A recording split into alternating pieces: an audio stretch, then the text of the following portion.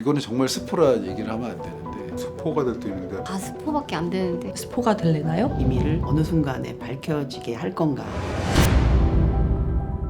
저희 아버지가 목사님이셨어요. 중환자분들한테 기도해 주시는 일을 하셨었거든요. 그때 의사 선생님이 했던 말들이 좀 인상 깊었어요. 환자의 의지가 중요하다라고 얘기를 하는데 중요한 모토가 됐고요. 의식이 없는 환자인데 의지가 어디서 올까 계속 기억에 남아서 만화를 그리게 됐고 지금은 극본으로 쓰게 됐습니다.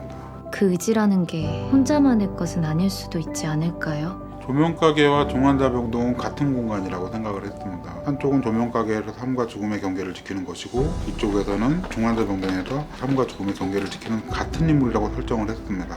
같은 지점은 빛이죠. 삶과 죽음의 빛이지만 그게 희망일 수도 있고 자기 바람일 수도 있잖아요. 그래서 그걸 가장 밝게 했죠. 조도나 톤이 조금씩 달라요. 영지가 일하는 병실은 화이트 톤이고 병실 같은 경우는 가로등 톤이 들어오는 연습실은 따뜻함과 약간 차가움이 섞여 있고 많이 섞어서 배치를 했던 것 같습니다. 오래전부터 이 가게에 있었던 것 같은 빈티지하거나 아니면 예스러운 것들을 그려오자 이렇게 컨셉을 잡았어서 재래시장 같은 데서 구입하기도 하고 해외에서도 좀 들어오기도 해서 그런 것들을 세트 안에 넣었던 것 같아요. 재질감도 되게 중요해서 선이라던가 종이라던가 유리라던가 이런 것들이 어우러져 있는 세팅을 했던 것 같아요. 짧은 시간 안에 조금의 변화를 줘서 여자 사장의 공간으로 만들었어야만 됐거든요. 시간의 흐름을 보여주고 싶어서 조선시대에 썼을 법한 가구들도 많이 가져와서 진행을 했었어요.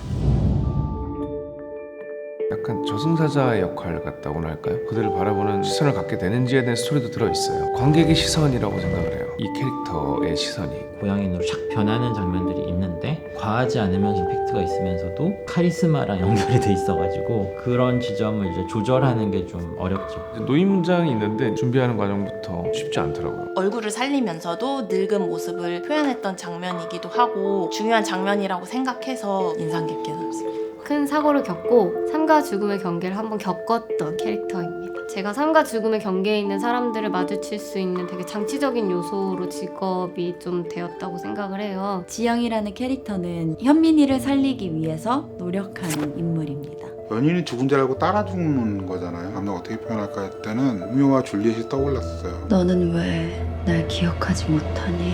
손톱 분장 거의 한 2시간 정도 걸렸었던 것 같은데 복합적인 감정을 들게 하는 인물이라서 잔인하게 하기보다는 평범함이 어긋났을 때 나오는 기괴함이 표현이 됐던 것 같아요. 정류장에서 만났던 의문의 여성이 사랑하는 여자친구였고 어떻게든 너의 빛을 찾아.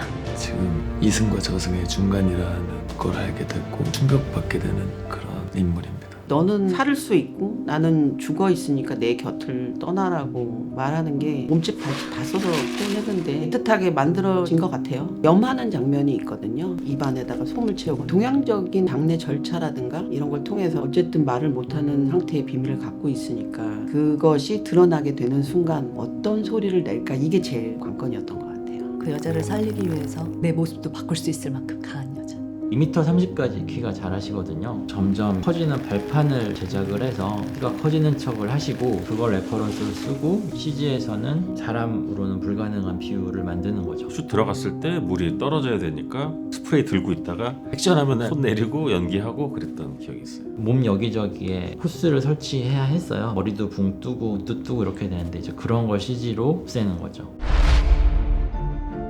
조명가게에 들어오는 산자와 죽은 자 이런 캐릭터에 따라서 코마에 빠진 자들은 오른쪽에서 왼쪽으로 등장한다든지 죽은 자들은 그 반대로 등장을 하는 식으로 했던 것 같아요. 그런 디테일들이 모든 커트에 다 숨어 있어요. 골목길은 거의 100% CG가 들어갔어요. 고정된 공간이니까 전수를 줄 수 있는 게 하늘밖에 없거든요. 비가 오기도 하고 비가 안 오기도 하고 하는데 그게 이제 생명의 길이거든요.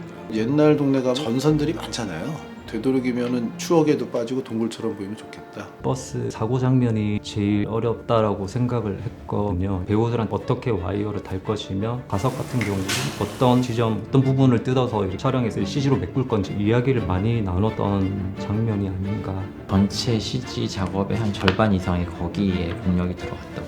포토 모델링이라고 하는데 배우의 표정이나 움직임이나 이런 걸 다 매핑해서 작업을 하게 됩니다. 인물별로 포인트가 다 달라져요. 저 사람 마음이 어떨까? 이런 생각을 가지고 보시면 재밌지 않을까? 서로 도움이 되는 사람들에 대한 이야기를 해보고 싶었습니다. 연말이면 사랑하는 사람들과 함께 시간을 많이 보내는 시기이기도 하니까 사랑하는 사람들을 많이 생각해 주셨으면 좋겠어요. 조명가게를 생각하면 정말 반짝반짝 혼자 빛나고 있는 작품이 될 것 같아요.